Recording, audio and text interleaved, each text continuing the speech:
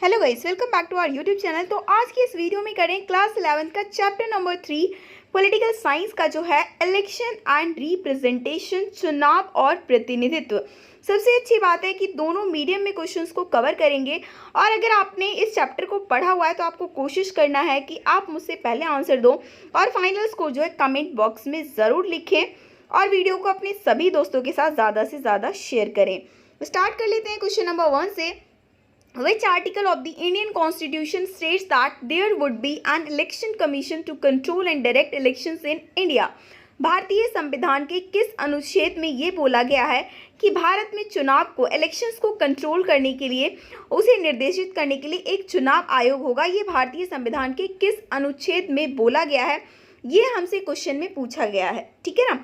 तो हमारा जो इंडियन कॉन्स्टिट्यूशन है तो उसके अंदर जो है आर्टिकल 324 वो इस बात को मेंशन करता है कि भारत के इलेक्शंस को कंट्रोल करने के लिए, उसको डायरेक्ट करने के लिए क्या होगा, एक इलेक्शन कमीशन होगा और यही बॉडी जो है पूरे मतलब भारत में इलेक्शन कंडक्ट कराने के लिए जिम्मेदार होगी। तो फर्स्ट क्वेश्चन का आपका बी ऑप्शन करेक्ट हो गया।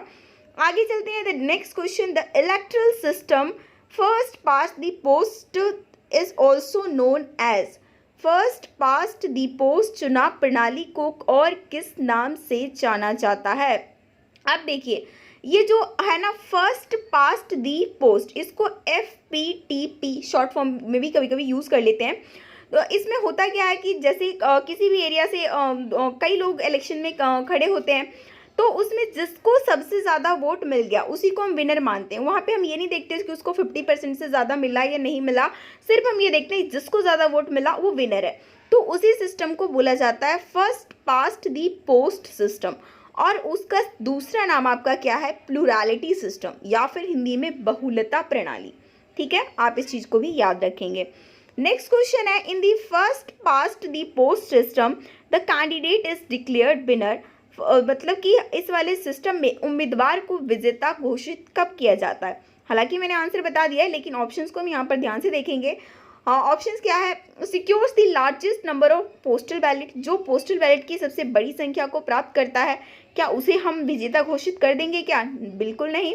आगे चलते हैं। Belongs to the party that has highest number of votes in the country. अगर वो उस पार्टी से ताल्लुक़ रखता हो जिसके पास देश में सबसे ज़्यादा वोट है, तो क्या वो हमारे FPTP में है? बिल्कुल नहीं है। Has more vote than any other candidate in the constituency.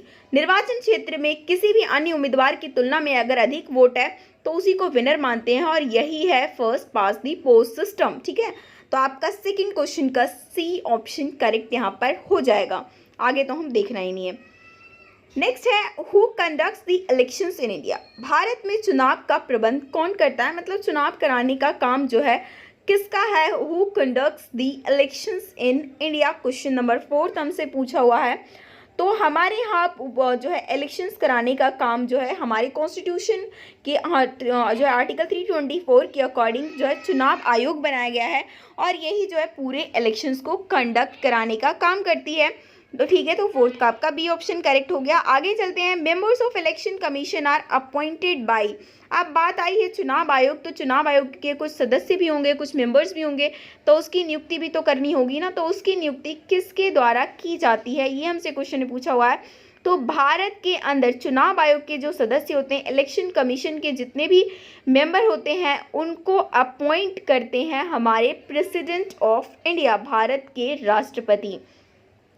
Next है, which articles in the Indian constitution give provision for the electoral system in our country.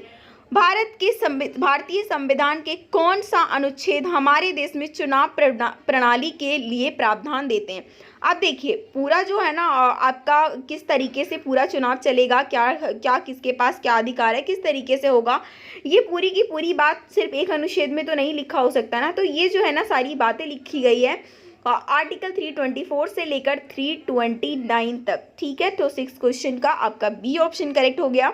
आगे चलते हैं। The authority that issues the notification for elections तो चुनाव के लिए अधिसूचना जारी करने वाला कौन सा प्राधिकरण है, मतलब कौन इस बात को इशू करता है कि अब जो है इलेक्शन का, मतलब इलेक्शन के लिए नोटिफिकेशन जारी करने के लिए मतलब किस अथॉरिटी, मतलब कौन सी अथॉरिटी जिम्मेदार है, या फिर कौन इस चीज़ के नोटिफिकेशन को इशू करता है, ये हमसे क्वेश्चन पूछा हुआ है।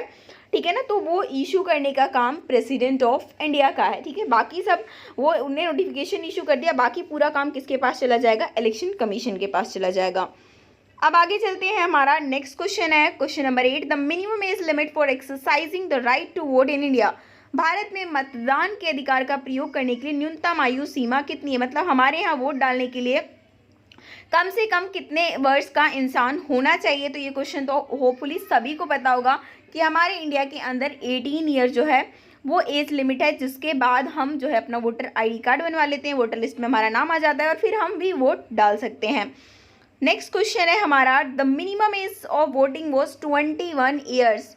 लेकिन ऐसा नहीं कि शुरू से ही 18 साल था, सब उससे पहले हमारे संविधान में ये बात थी कि वोट डालने की मिनिमम एज 21 रहेगी, लेकिन बाद में इसे कितना कर दिया गया, 18 किया गया। तो क्वेश्चन हमसे यही पूछा गया है कि किस वर्ष तक मतदान की न्यूनतम आयु जो है 21 वर्ष की थी। तो वो 1989 में 61st अमेंडमेंट आया। 61st अमेंडमेंट मतलब संविधान में संशोधन किया गया, 61वां संशोधन अधिनियम 1989 में, जिसके बाद वोटिंग एज को कम करके 21 से 18 उन्होंने कर दिया। इस चीज़ को आप बहुत इंपॉर्टेंट याद रखना, 61st अमेंडमेंट एक्ट के बाद ही 21 की उम्र को घटाकर 18 वर्ष किया गया फॉर दी वोटिंग। नेक्स्ट है the number of Lok Sabha constituencies in India at present. वर्तमान में भारत में लोकसभा निर्वाचन क्षेत्रों की संख्या कितनी है। अब भारत में, पूरे भारत में चुनाव कराने हैं, तो उसके लिए हम इलेक्शन कमीशन ने क्या किया है, छोटे छोटे एरिया में इसको डिवाइड कर दिया है, जिसको हम कॉन्स्टिट्यूंसीज कहते हैं। तो लोकसभा की जो कॉन्स्टिट्यूंसी है ना टोटल, ये हमसे क्वेश्चन में पूछा हुआ है, तो हमारी लोकसभा की टोटल कॉन्स्टिट्यूंसी है 543। ठीक है, ये लोकसभा का है, याद रखना, राज्यसभा में अलग है और लोकसभा में अलग है। ठीक है, तो 10th का आपका ए ऑप्शन हो गया। आगे चलते हैं, currently in the Lok Sabha seats are reserved for the scheduled tribes. वर्तमान में लोकसभा में अनुसूचित जनजातियों के लिए कितनी सीटें आरक्षित की गई हैं।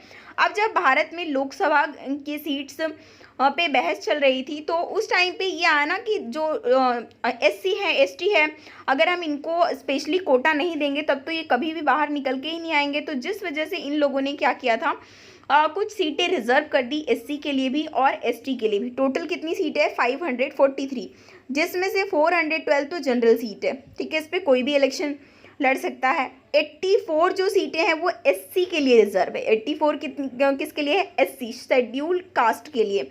और इसके अलावा जो 47 है वो एसटी यानी कि शेड्यूल्ड ट्राइब के लिए फिक्स है। तो मतलब इतना उन्होंने सीटें आरक्षित किया है कि इस पे तो मतलब कम से कम 47 जो हमारे एमपी होंगे ना वो एसटी से ही बिलोंग करेंगे, 84 जो होंगे वो एससी से ही बिलोंग करेंगे।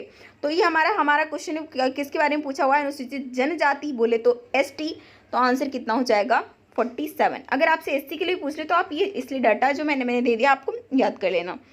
Next, after the polling has finished the votes are counted under the supervision of. अब मतदान समाप्त होने के बाद मतों की गणना किसके पर्यवेक्षण में की जाती है। मतदान एक बार समाप्त हो गया तो उसके बाद जो उस वोटों की काउंटिंग है वो किसके सुपरविजन में की जाती है, रिटर्निंग ऑफिसर्स एंड ऑब्जर्वर्स। ठीक है, तो 12th का आपका सी ऑप्शन करेक्ट है।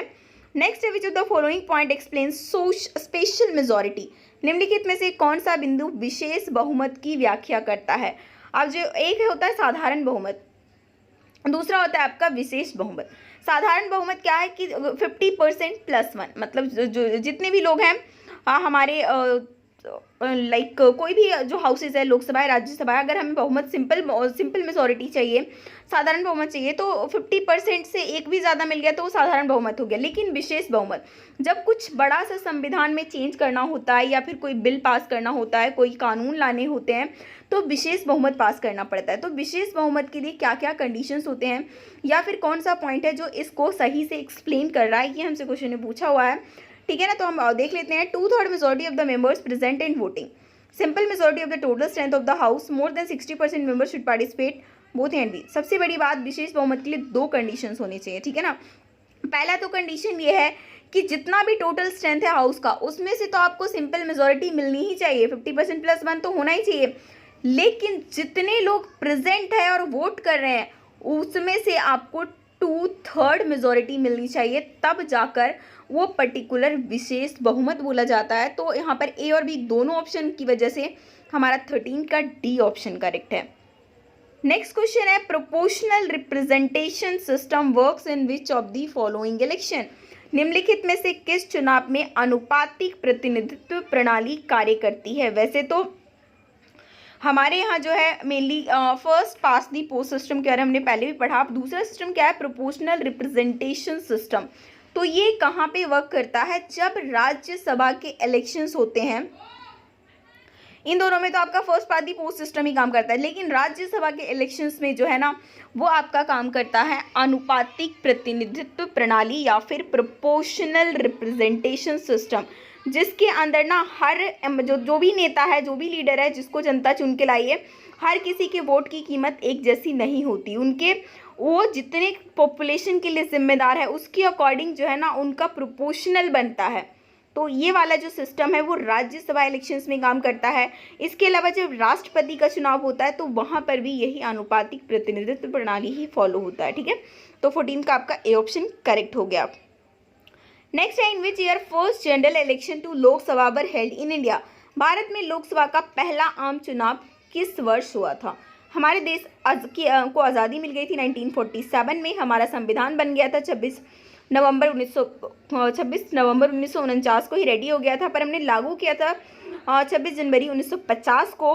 और उसके बाद जो है ना आम चुनाव, फर्स्ट टाइम जो आम चुनाव हुआ वो 1951 में हुआ था। नेक्स्ट है, who was the first chief election commissioner of India. भारत के पहले मुख्य आयुक्त कौन बने थे। हमसे पूछा हुआ है कि फर्स्ट चीफ इलेक्शन कमिश्नर जो है किसको बनाया गया था, तो दैट वाज सुकुमार सेन। ये भी याद कर लेना, क्योंकि जब एमसीक्यू क्वेश्चन जब बनते हैं ना तो कहीं से भी आपको जो है ना थोड़ा सा वो चेक करते हैं आपकी नॉलेज को, कि ज़रूरी नहीं है वो एनसीईआरटी बुक में मेंशन हल्का सा भी दिख रहा है ना तो उससे रिलेटेड आप थोड़े से फैक्ट याद रखो। नेक्स्ट है, in which year 2 additional commissioners were appointed for the first time in election commission of India. भारत के चुनाव आयोग में पहली बार किस वर्ष 2 अतिरिक्त आयुक्त तो जो है नियुक्त किए गए थे। कौन सा ऐसा साल हुआ था जब चुनाव आयोग में पहली बार 2 अतिरिक्त जो है एडिशनल कमिश्नर को अपॉइंट किया गया था, तो वो हुआ था आपका 1989 में ही। ठीक है ना, 1989 आप वही भी याद रख लो जब उन्होंने एज कम किया था, 21 से घटाकर 18 कर दिया था। 1989 में ही उन्होंने ये कहा कि हम 2 अदर जो है हम एडिशनल कमिश्नर भी अपॉइंट करेंगे in the election commission. Next है, how many election commissioners are appointed in the election commission. चुनाव आयोग में कितने चुनाव आयुक्त जो है नियुक्त किए जाते हैं। तो चुनाव आयोग के अंदर 3 चुनाव आयुक्त को नियुक्त किया जाता है, जिसमें से एक तो होते हैं चीफ इलेक्शन कमिश्नर, जबकि 2 होते हैं अदर इलेक्शन कमिश्नर। पहले ऐसा नहीं था, 1989 के बाद ही जो है 3 जो है जो हमारे यहाँ इलेक्शन कमिश्नर बन रहे हैं, उससे पहले 1 हुआ करते थे। तो अभी क्या है, 1 चीफ इलेक्शन कमिश्नर है और 2 अदर इलेक्शन कमिश्नर है। नेक्स्ट है, whose election is not held under the supervision of chief election commissioner. इनमें से कौन सा जो चुनाव है वो मुख्य चुनाव आयुक्त की देखरेख में नहीं होता है। ये हमसे क्वेश्चन में पूछा हुआ है। तो विधानसभा का हो, चाहे उपराष्ट्रपति का हो, राष्ट्रपति का हो, लोकसभा का हो, सारे चुनाव जो है मुख्य चुनाव आयुक्त यानी कि इलेक्शन कमीशन की देखरेख में होता है। लेकिन अगर बात करें ग्राम पंचायत का चुनाव लोकल बॉडी खुद करवाती है, तो जिसके लिए मुख्य चुनाव आयुक्त देखरेख नहीं करता है। तो 19 का आपका सी ऑप्शन करेक्ट है। नेक्स्ट क्वेश्चन है, in which state EVM machines were first use. सबसे पहले ईवीएम मशीनों का प्रयोग किस राज्य में किया गया था। हमारे यहाँ शुरू में इलेक्शंस होते थे तो लोग वोट देने जाते थे, पोस्टल बैलेट होता था, ऐसे करके वो ठप्पा सा लगाते थे और फिर करके आते थे, तो उससे बहुत ज़्यादा पेपर का वेस्ट हो रहा था। तो फिर नया चीज़ क्या आया, ईवीएम, और फिलहाल अब हर जगह इसी से होता है। बट हमसे क्वेश्चन पूछा है फर्स्ट टाइम जो है ना इलेक्ट्रॉनिक वोटिंग मशीन्स को किस स्टेट ने यूज़ किया था, तो वो यूज़ किया था केरला ने। ठीक है, 20 का आपका बी ऑप्शन करेक्ट है। नेक्स्ट है, chief election commissioner of India holds office for a period of.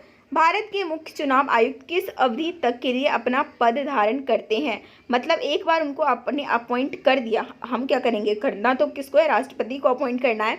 जब उन्होंने कर दिया तो वो कितने अवधि तक अपना पद धारण कर सकते हैं? तो इसके लिए भी गाइस 2 कंडीशन है। अगर उनकी एज कम है तब तो वो पूरे 6 ईयर्स तक उस पद पे बने रह सकते हैं, लेकिन उससे पहले अगर उनकी एज कंप्लीट हो जाए 65 ईयर्स तो उसी टाइम पे उनको छोड़ के जाना पड़ेगा। तो हमारा ऑप्शन हो जाएगा सी, 6 वर्ष या 65 वर्ष की आयु तक, जो भी पहले कंप्लीट हो जाए वहीं पर उन्हें छोड़ना पड़ेगा। नेक्स्ट है, all eligible voters living in specified area vote to elect their representative is termed as. वे सभी मतदाता जो एक स्पेसिफाइड एक निर्दिष्ट क्षेत्र में रहते हैं और अपने प्रतिनिधि को चुनने के लिए मतदान करते हैं, तो हम उसे क्या कहते हैं, मतलब उसे, ठीक है ना, ये हमसे पूछा हुआ ऑप्शंस देख लेते हैं फटाफट से। ऑप्शंस हमें क्या क्या दिया हुआ है, functional representation, territorial representation, reserve representation, limited. तो इसका जो आंसर है ना वो हो जाएगा आपका टेरिटोरियल रिप्रेजेंटेशन या अपनी प्रादेशिक प्रतिनिधित्व बोला जाता है।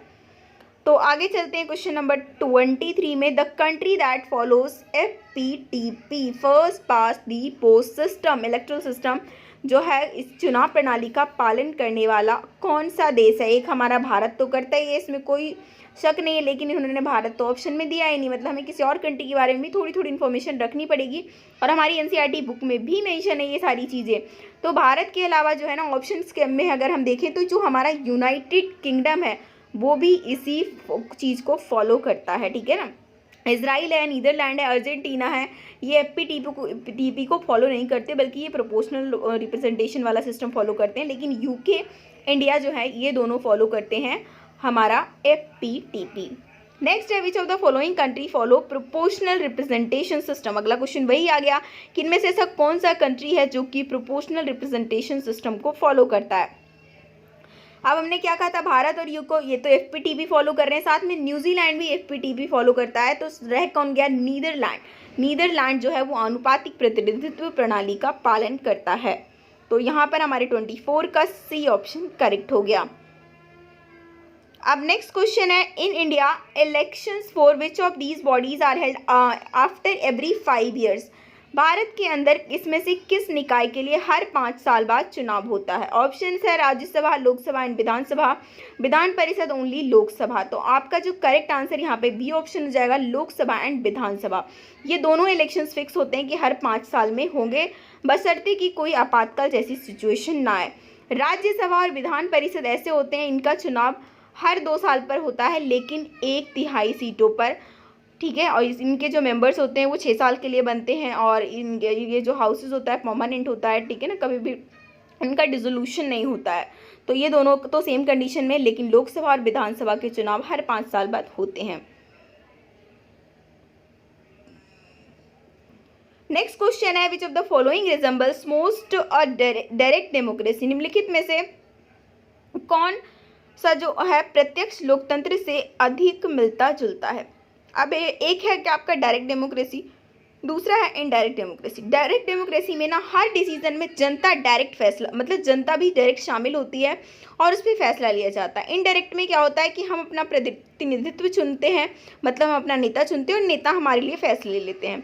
तो हमसे पूछा हुआ है कि कौन से में आपको जो है ना जो प्रत्यक्ष लोकतंत्र का जो है थोड़ा थोड़ा आपको मिलेगा देखने को। तो ऑप्शंस देख लीजिए, opinion polls conducted by media, not discussion in family meeting, no choices of a candidate by political party, ये तो हमारा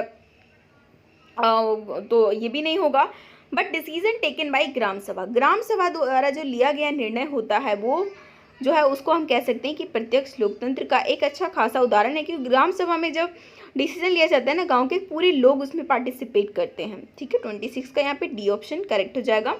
आगे चलते हैं, which of the following task are not perform by the election commission. निम्नलिखित में से कौन सा कार्य चुनाव आयोग द्वारा नहीं किया जाता? ये हमसे क्वेश्चन पूछा हुआ है। प्रिपेयरिंग द इलेक्टोरल रोल्स, मतदाता सूची तैयार करने का काम चुनाव आयोग का है।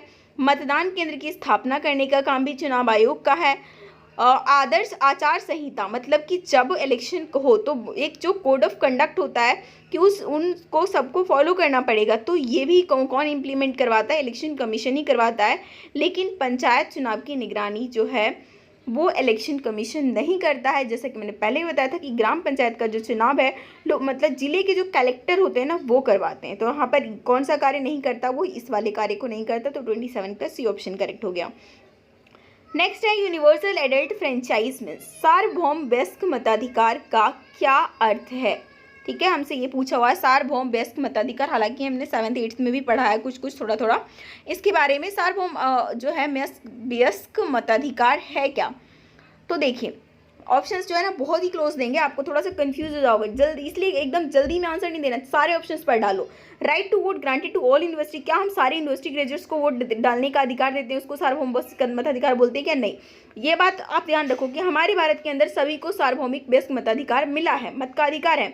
तो हमारे यहाँ जो है ना सभी वयस्क नागरिक जो भी 18 साल से ऊपर है, कोई भेदभाव नहीं, ना किसी जाति का, ना लिंग का, किसी भी चीज़ का भेदभाव, ना धर्म का, किसी भी चीज़ का नहीं, सिर्फ 18 साल से ऊपर और सबको वयस्क जितने भी लोग हैं सभी को वोट डालने का अधिकार हमारे यहाँ दिया गया है। उसी को सार्वभौम वयस्क मताधिकार है दिया बोलते हैं। ऐसा नहीं कि पुरुष को दे दिया अधिकार या फिर जो लोग टैक्स देते हैं वो उन्हीं को वोट देने का अधिकार, ऐसा नहीं है। तो 28 का बी ऑप्शन करेक्ट हो जाएगा। नेक्स्ट है which one of the following argument is against the universal adult franchise, निम्नलिखित में से कौन सा तर्क सार्वभौमिक वयस्क मताधिकार के विरुद्ध है। मतलब 3 पॉइंट्स तो ऐसे हैं जो कि सार्वभौमिक वयस्क मताधिकार के सपोर्ट में है, एक उसके अगेंस्ट में है। तो ऑप्शंस देखेंगे तभी पता चलेगा। इट इंश्योर्स पॉलिटिकल इक्वालिटी, जब हम अपनी जनता को सार्वभौमिक वयस्क मताधिकार देते हैं, सबको हमने वोटिंग का राइट दिया है, इसका मतलब हम पॉलिटिकल इक्वालिटी दे रहे हैं, मतलब ये चीज़ तो उसके सपोर्ट में बोल रहा है। It is a democratic quality, ये किसी भी देश के लिए ना लोकतांत्रिक, अगर कोई भी देश लोकतांत्रिक है तो उसकी एक विशेषता होती है कि हाँ वहाँ पर जो है यूनिवर्सल एडल्ट फ्रेंचाइज होगा ही होगा, ये भी इसके सपोर्ट में बात बोल रहा है। It makes people politically awakened, ये लोगों को राजनीतिक रूप से जागृत भी करता है। लोग जो है ना इसी के बाद पॉलिटिकली चीज़ों को जान पाते हैं, अवेयर हो पाते हैं। तो ये भी इसके सपोर्ट में बात कर लेते हैं। अब एक ही ऑप्शन बच गया है डी, फटाफट से देख लेते हैं। इट इनकलकेट्स एंटी नेशनलिज्म, यह देशद्रोह को बढ़ावा देता है, बिल्कुल नहीं, ये तो उसके अगेंस्ट ही बात कर रहा है। ठीक है, नहीं तो उसके सपोर्ट में बात, ऐसा थोड़ी ना होता है कि हाँ हमने वयस्क मताधिकार दे दिया तो सब देशद्रोही बन जाएंगे, बिल्कुल नहीं। पर हमसे गलत बात ही पूछा हुआ था, तो ये हमारा ऑप्शन ठीक हो जाएगा। नेक्स्ट है elections to the house of the people and the legislative assembly of states in India are conducted on the basis of, भारत में लोगों के सदन बोले तो लोकसभा राज्यसभा जो है ना, और राज्य के विधानसभाओं के चुनाव किसके आधार पर आयोजित किए जाते हैं। लोगों का सदन में राज्यसभा नहीं बल्कि लोकसभा आएगा, क्योंकि राज्यसभा में जनता डायरेक्ट पार्टिसिपेट नहीं करती है। ठीक है ना, तो इन्होंने यही पूछा हुआ है कि जो लोकसभा और राज्य के विधानसभाओं के चुनाव किसके आधार पर हम मतलब आयोजित किए जाते हैं। Single transferable vote, proportional representation, limited surface और एडल्ट फ्रेंचाइज। तो हमारा जो है ना करेक्ट ऑप्शन यही एडल्ट फ्रेंचाइज हो जाएगा। वयस्क मताधिकार वहाँ पर मिलता है, हर बंदे को वोट डालने का अधिकार होता है, उसके बाद ही हम अपना नेता चुन के भेजते हैं अपने लोकसभा में एज ए MP और विधानसभा में एज ए MLA।